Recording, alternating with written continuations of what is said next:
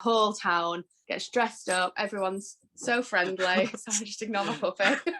I'm sorry, that was a proper like cow jumped over the moon sort of thing. Then, woo! I found the Just go opening on the credit. floor. I found the opening titles.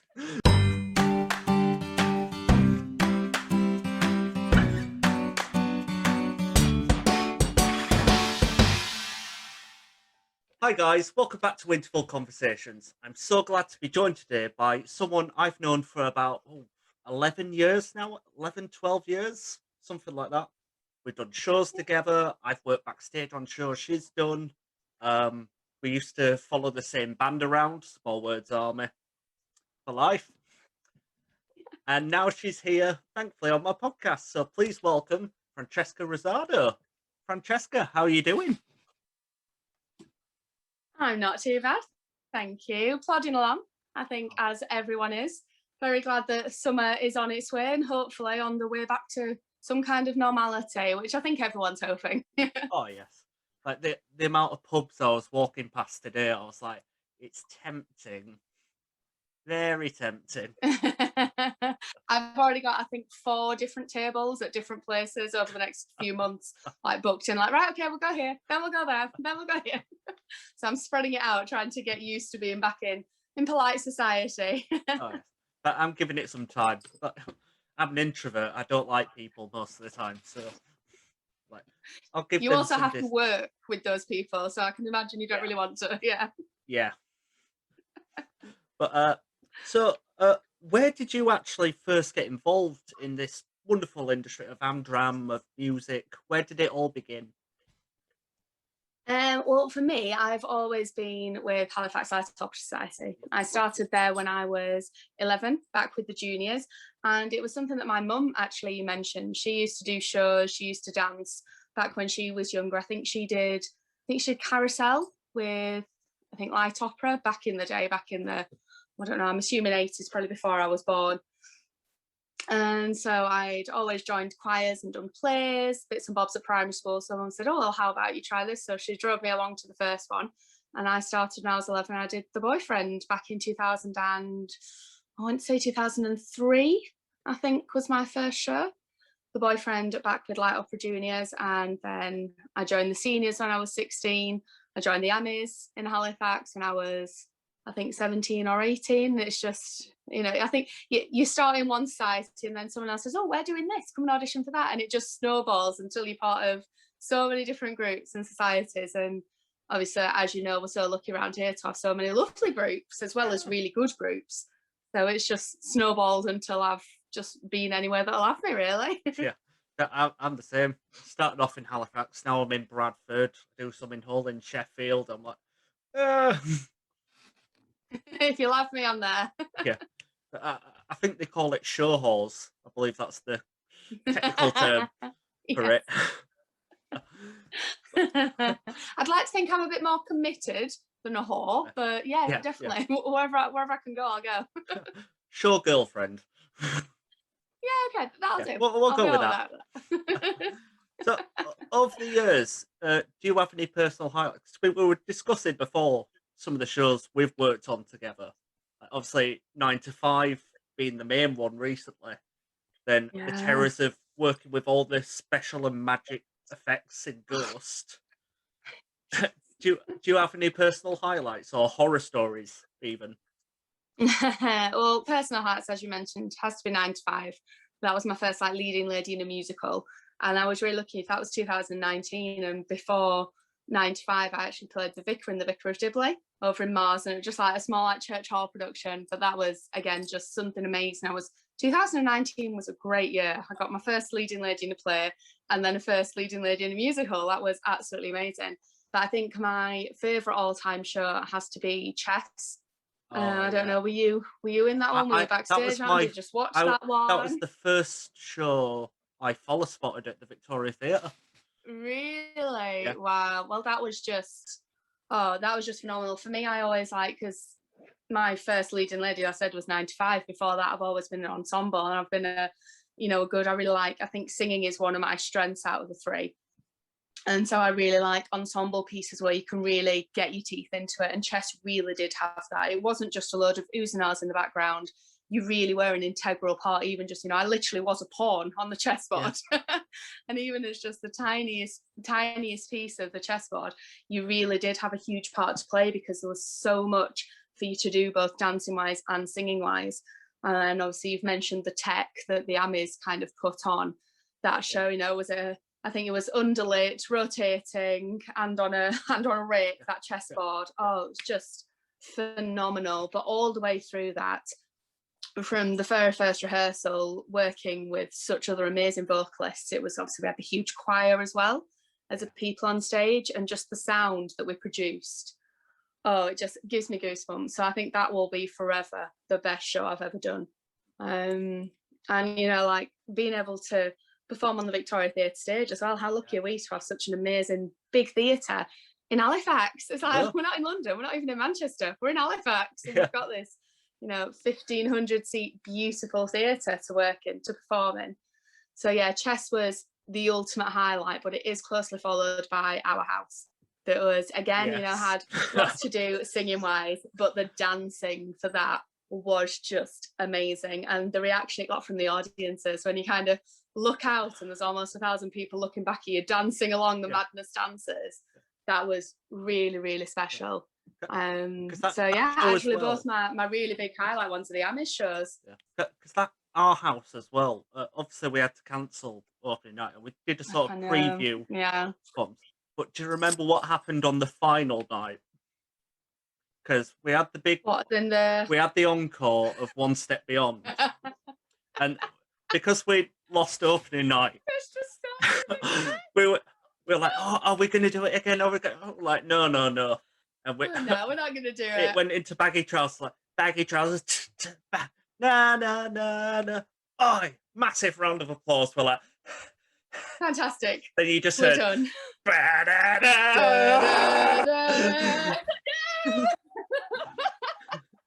I remember the first night finale, I literally went off and almost just, I was genuinely struggling to breathe. I think it might have been Joe Mitchell was like, seriously, are you okay? I'm like, yeah, I'm going to be fine. I'll be fine. Don't worry. So to go from that on it'll probably been the Thursday night after we cancelled opening night, to then Saturday being able to do it twice. Like, obviously it's still struggling, it was still hard, but it just shows, the amount of adrenaline that we had, the amount the audience was behind us, being able to do that. Oh, yeah. Because do you remember they actually said before, oh, we might do the an encore, we might do it a second time. We probably won't, don't worry. And then they did.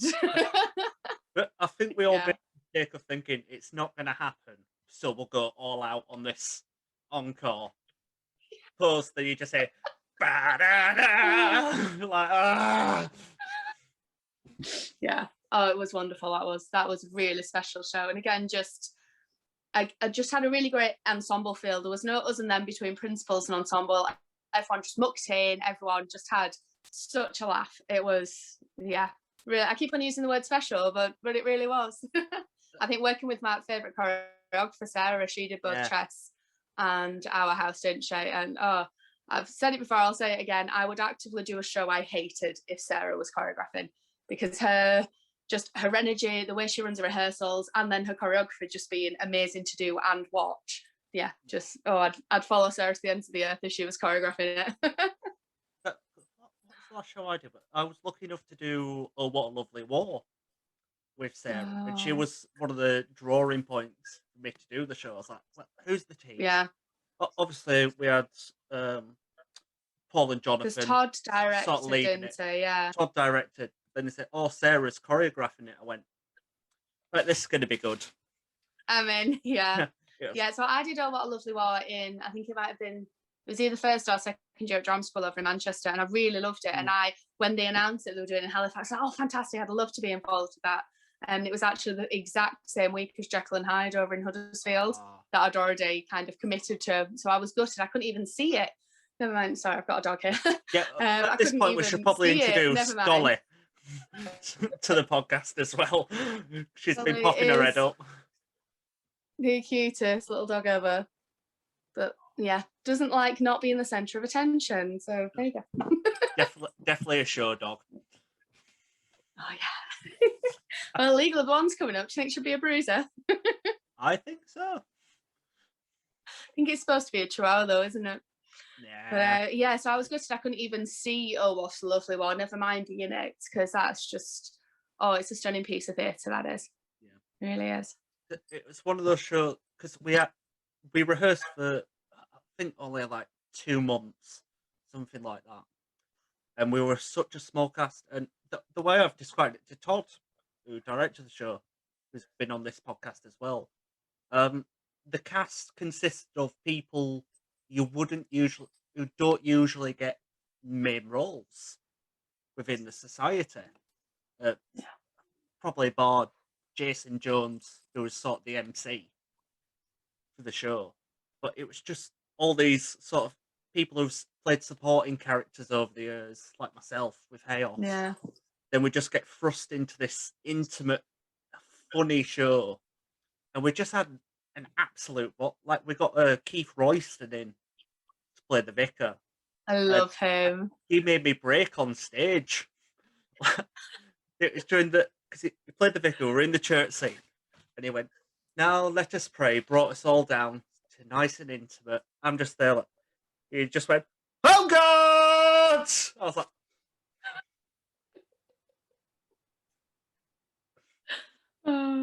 He is fab. But I mean, that's what I really love about the Am is doing these, these smaller shows, these small scale productions. I love the idea of using the welly rooms to actually do full scale productions that aren't just little fundraisers, that are just as important in their social calendar as the big productions they do at the Vic, because it gives those people that are always the reliable ensemble members that turn up to every fundraiser, to every rehearsal, to every coffee morning, to everything, a chance to shine. And it's how Am Dram should be. I completely agree. Auditions, they should mean something. If you're best at audition, you should get the parts. But it also is just sometimes nice, talking as someone who isn't particularly good at auditions. I was shocked to get Dora Lee in 9 to 5 because it's horrible, and they never get any easy, do the auditions? Yeah. But these kind of smaller productions that are more intimate, that really give you a chance to shine, it's just, and I know it's how I've got where I am, because I've been given a few opportunities, and then people might go, oh, actually, because I think once you have a really good audition, or once you have a chance to play that part, you then remember that as well when you go into your next audition. You think, actually, I've done this before, I can do this, I am good enough, and it makes you believe in yourself, which, it's what amateur dramatic should be about. The word amateur is in there for a reason. We're all doing it because we love it and we want to be as good as we can be. So no, I really do love how the Amis use the welly rooms and try and do more than just main big shows at the Vic. It's really great. Because if you contrast me like 5-6 years ago in audition, like I remember we did Chaos did Witches of Eastwick. Neil Erse was directing, and I was that nervous. Neil had to take me into the kitchen and just ground me, like just calm me down.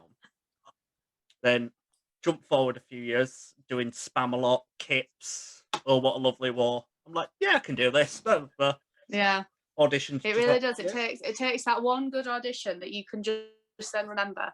I think for me, it might have been it was actually one where I didn't get the part. It was auditioning for Guys and Dolls when Light Opera did it, and it was wonderful. And I played one of the hot box girls in the end, and it was fab.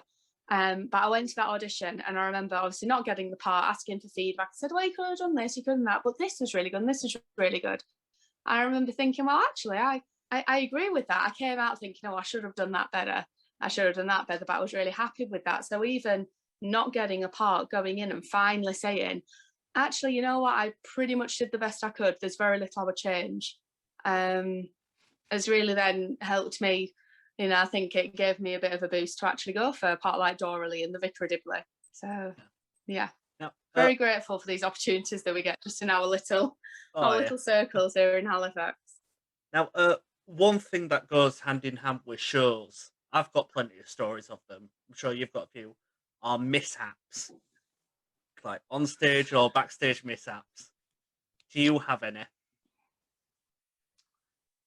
I can't think of any really that specific. I think we've all got the ones where we're kind of like, oh, we're sitting in the thing like, oh, I've never heard that bit of the show before. And then you go, that's because I'm supposed to be on, I never hear this bit. So I think we've always done that.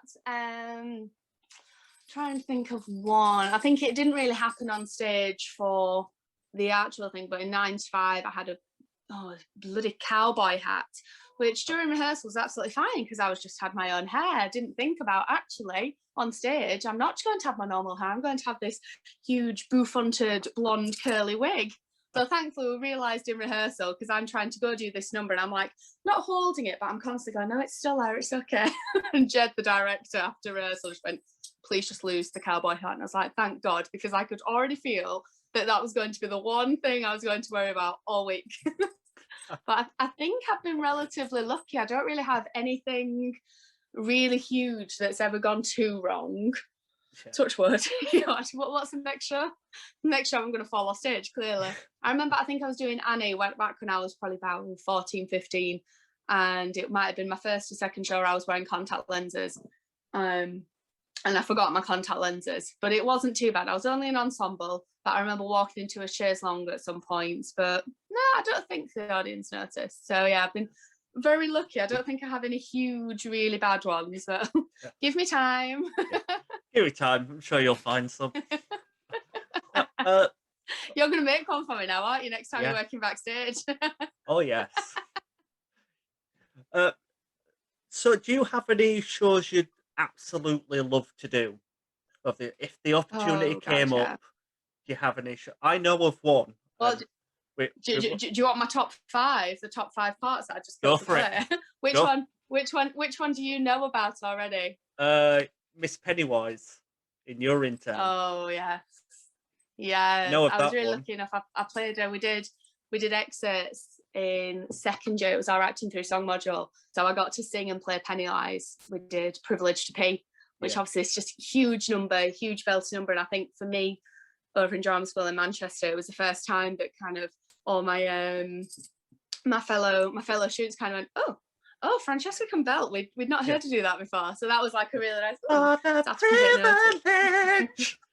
Oh yeah, it's great, isn't it? Because I mean, it's just, I saw Jenna Russell play her in London, and a characterization, acting wise, was amazing. But obviously, Privileged to Be is quite close to the beginning of the show, and I'd taken my friend Laura. I'm like, we've got to see this. This song's absolutely amazing, and she didn't belt it. She just did it in a head voice, and I was like, oh, okay. And I mean, the characterization was stunning. It was still very funny. It was still excellent. But I was like, I was wanting the belt as well. So yes, if I was ever lucky enough to play her, I would be working very hard on that belt, hoping I didn't. Stay tuned for Just the Tip Productions in a few years. There may be some announcements, who knows? Touch every bit of wood. But yeah, so my top 5, I have top 5, I have Eliza Doolittle from My Fair Lady. Oh yeah. I would love to play Eliza Doolittle. Florence from Chess, probably because that's my all-time favourite, but I would kill to play Florence. She's a phenomenal part. Anna from The King and I, which is probably never going to happen because I don't think we're allowed to do King and I anymore because of racist undertones. I got offered. Which is a shame. I got offered The King and King and I. I was like, no. Where? Down in Magnum Road? Halifax. I won't say the company name. But when was that? I'll tell you after. Just before the lockdown. Okay, you have to message me that later. I'll tell you once we stop recording. But yeah, I got offered The King. I was like, nope. yeah. Nope. And it's such a shame because the score is absolutely beautiful, and actually a lot of the messages, about the, people being able to love who they should love, really are relevant. But obviously it's similar with Hairspray. Obviously we can't do it now without the right ethnicity people in those roles, which actually I do agree with. It is correct, isn't it? You can't have a chubby Yorkshire discount Neil Hurst as the King of Siam. It's not really, no. But have you seen they recorded it, I think it was at the Lincoln Center in New York, and it's Kelly O'Hara playing Anna and the King. I went to see it in the cinema, and it's just stunning, and it's a proper soprano like singing role, so it's amazing. But yeah, that's probably out the window. I'm never going to do that. How many have I done then?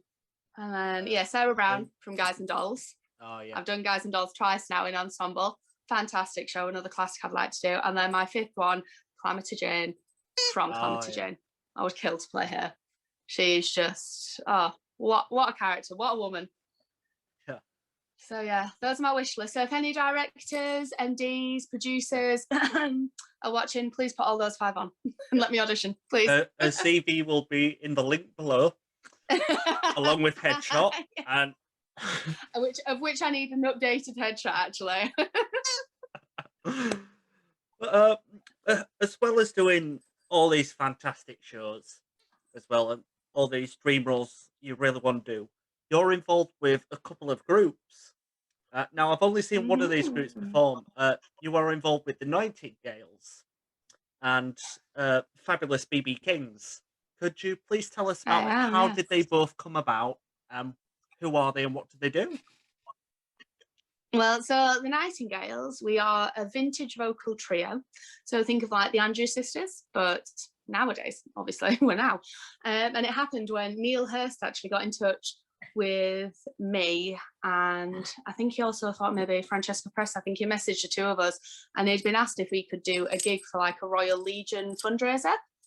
And obviously he was like, well, I can't, but I can think of some girls who actually would be really good at this kind of act, this kind of music, this era.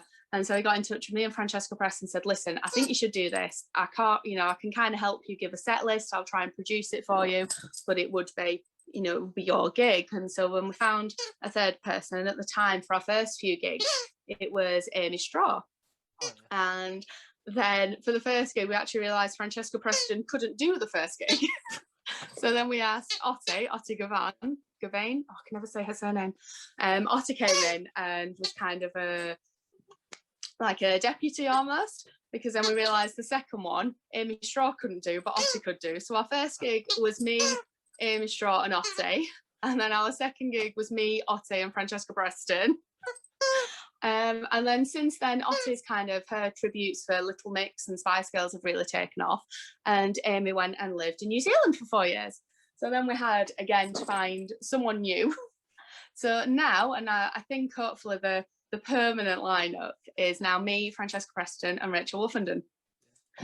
And so, yeah, we've been really lucky over the years. Our biggest gigs have probably been the Brighouse 1940s weekend. We've done that twice now. We were actually booked to do that again last year, and obviously COVID postponed / cancelled it, and they've actually just cancelled it again this year, which is completely understandable, but we really hope we'll be there again next year when it all gets going again, because that's a really amazing event. The whole town gets dressed up, everyone's so friendly. Sorry, just ignore my puppy. I'm sorry, that was a proper cow jumped over the moon sort of thing then. Woo! I found the opening credit. I found the opening titles. Whoop. So it's us three. We tend to, when we're allowed, we tend to meet here in my bedroom, and we have a bit of a gossip, do a bit of a sing song, and it's great. We have kind of the retro vintage World War II kind of era stuff. We've got about an hour's worth of that. We're working on a 60s set, so we could go out and do 60s stuff. We're working on kind of a musicals and Disney's kind of set. We've got a few Christmas numbers. So yeah, when we can start performing again, we're hopefully anyway, we're quite versatile. We can go out and we bill ourselves as vintage rather than World War II era, because there are only so many World War II songs that there actually are. So yeah, so that is that, and it's kind of just gone from strength to strength. We've had a few years now performing together, and it's really great. But if I'm lucky to get paid, I get paid to sing with two of my best friends. Yeah. How much? What more could I possibly ask for? And then the BB Kings, I've now been. Go on, sorry. Yeah, because with Nightingales as well, obviously you're so diverse with all the different songs and genres come through. How do you rehearse all of the? Right, Dolly, you'll get your time. How do you rehearse all the harmonies? Decide on the set lists. How does it all work out throughout rehearsals? I tend to, Francesca and Rachel often called me lead Nightingale. So I tend to say, right, okay, this is what I found, have a listen to it. And then when we get together in my room for rehearsals, I'll be like, right, okay, Francesca often sings the tune in the middle. And then I'll figure out harmony for myself, and Rachel and I between us will figure out a bass line. So I tend to take the lead in finding things, finding backing tracks, but it's a really kind of, it's a group effort. If anyone hears something, we'll say, oh, we've got a Facebook chat that's always, I think Cheska actually only yesterday tagged us in a vintage version of, what was it? It was, Portugal the Man, which was amazing. So I saw she shared it, on it. I was like, I'll Yeah, give that a listen, then compare. it was really cool. Yeah, postmodern jukebox are absolutely fantastic. So it really is a group effort. Mr. We Postman, kind yeah. of decide on set lists. We decide, right, okay, this person will do this solo, then we'll go on to that. It's a group effort. We work on it together.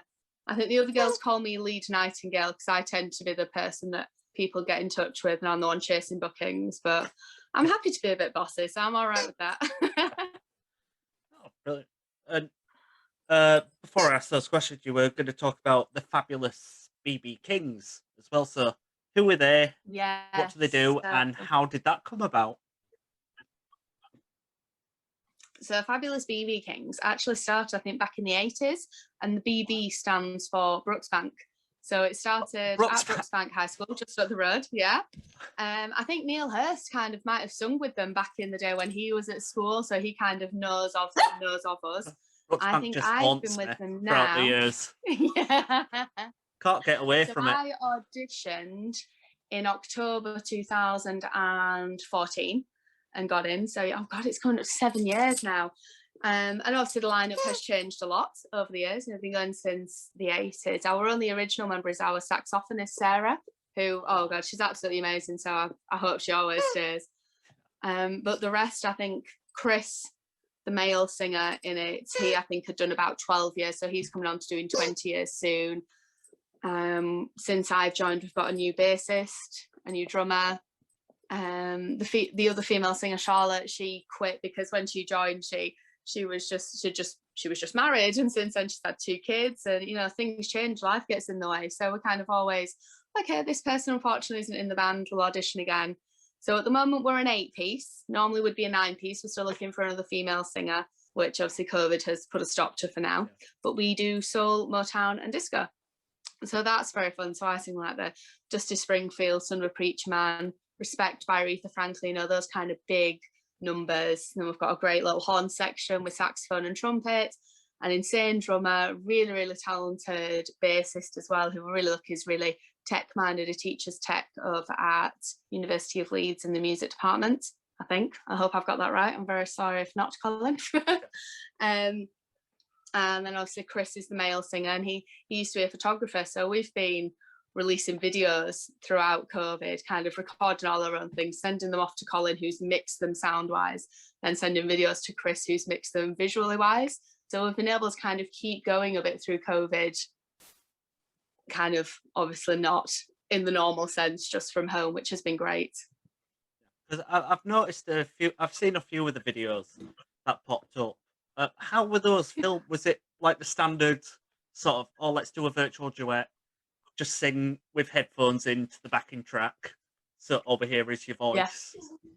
Yeah, pretty much. Yeah, we kind of just think, right, okay, this song, we're going to need the bass first, we're going to need a click track for the drums to put it in, and then Colin just layers it up all on top. So vocals do tend to go on last. We kind of get sent when everyone else has put their bits in. Colin will then send me and Chris the track for us to sing along to, and we just have an earphone in, we record it both visually and sound wise and send it off. So I've just recorded it on my iPad. I'm not technically minded at all, so the number of times that I've kind of listened to it, I'm like, how am I sounding that good just in my bedroom? I'm like, thank God for Colin being able to sort out levels and everything, because I think they sound really good. I'm not technically minded at all, but I think we've done really well considering what we've had to work with. My technical inaptitude has not scuppered the band, which has been great. Do you have bloopers when filming those as well? Because I was supposed to do a virtual duet last year, and I had to release like a little blooper reel because it took about 20 takes. Just get to a good point that I noticed a button would be undone. I'm like, oh, I just go turn it on and just go, no. I think for most of the songs, I've known them pretty well. And obviously, you're really lucky. If I'm in an 8-piece band, I know I'm not. They're not just going to be looking at me for the entire thing. We're going to see all the other instrumentalists. We're going to see the other singers as well. So I don't have to worry too much about it. As long as my vocals are right, the video can always flip back to someone else. If Chris notices something that isn't quite right on my video, it's okay. And I think for most of the songs as well, I have actually known them. There've been very few that we've done brand new. I think there was one, I think it was our Valentine's Day one. Is it Let's Make Love, perhaps, I think we did. And it was a brand new one. And Chris was the main singer and Colin and I were doing backup. And I just could not get this damn song into my head. And Colin had laid down a really great backing track and I just had to harmonise to him. And even, bless him, even sent me sheet music saying, right, this is what I'm doing, here are the lyrics. So I had as much as I could do. And most of the time I've sent one video, so we just had to put it on top. With this one, I think I sent him about 6. And I was like, right, Colin, here's the first verse, I've got that right. Put that on. Here's the chorus, I've got that right. And I think actually the last one, I might have just gone, Colin, I can't do this anymore, that's all you're getting. And turned it off. I'm like, I'm really sorry, Colin. I can't give you anything even to work with an auto-tune. I cannot do this anymore. And I've watched that video back since. And I swear, I thought I was smiling. I thought I was doing my best to cover up how much I hated that damn song. And I'm not. If you watch that one, I am like, for God's sake, I do not like singing this. It's horrible. I've been it's like really that during awful. these, as well as some people have pointed out. It's like, were you as miserable as you looked during those videos? Because apparently I've resting bitch face. I'm like, oh yeah.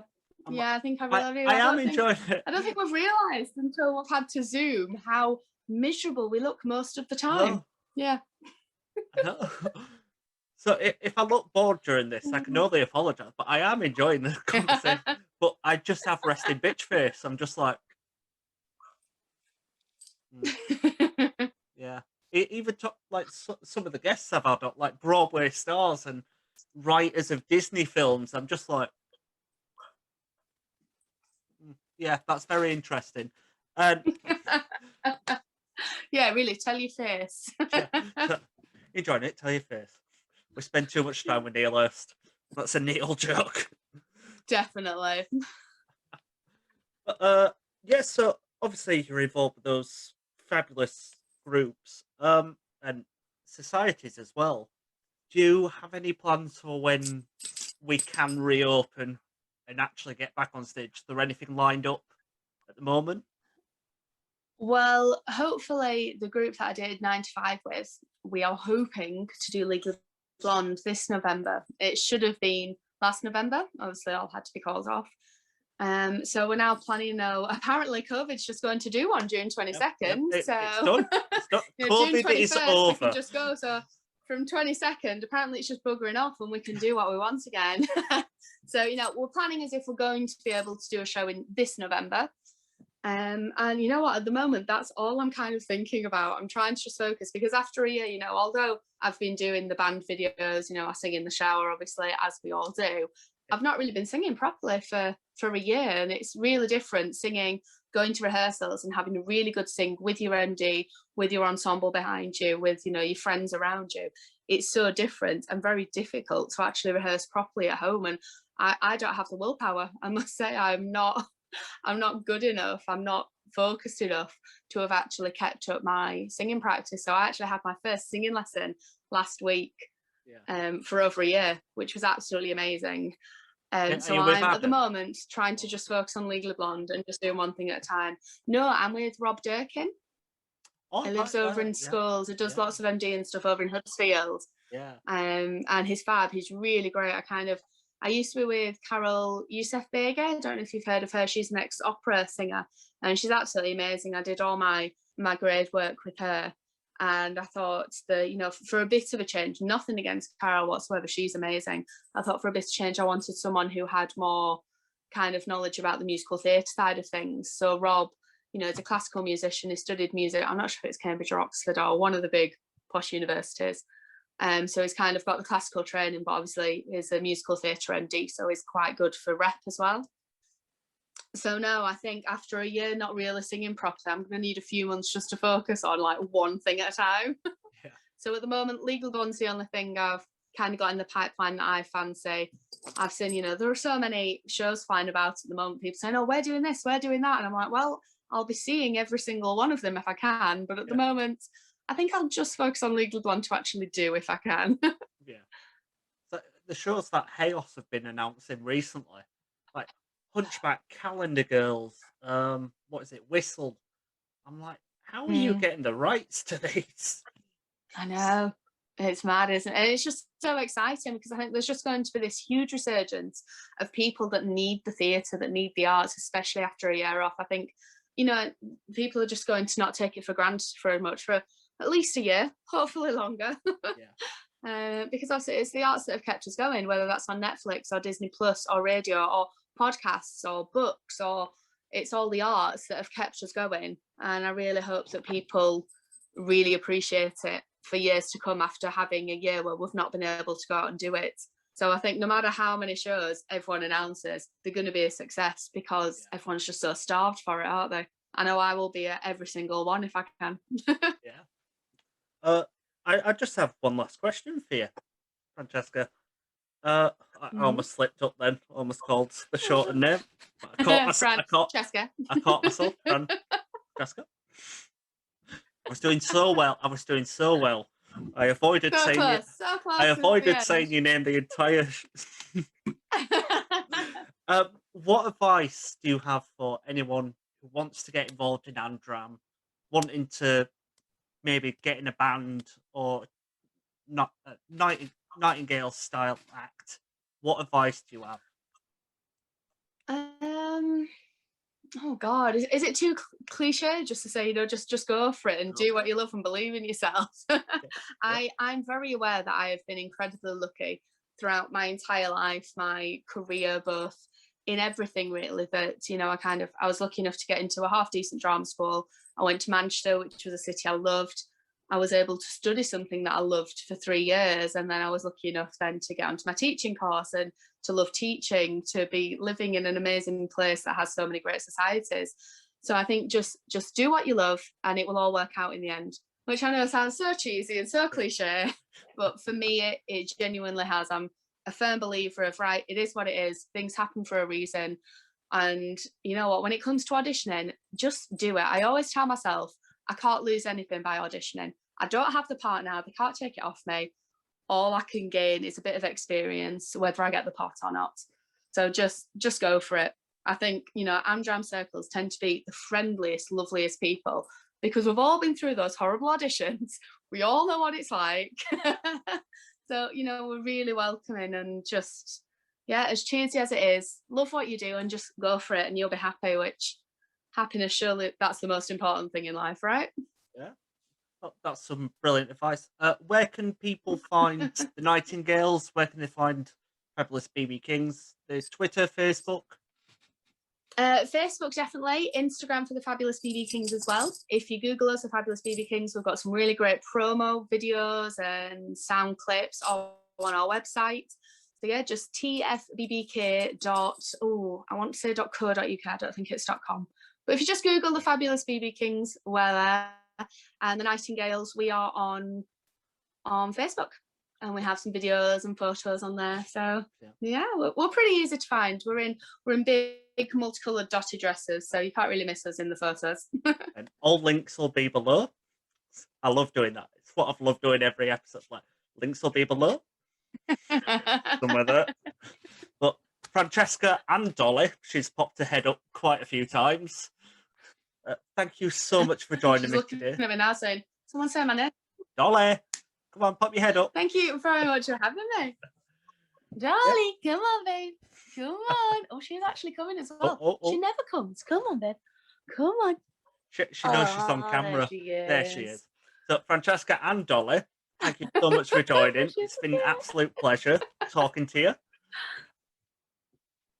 And thank you so much for having me / us. Yeah. And thank you guys for tuning in to another episode of Interval Conversations.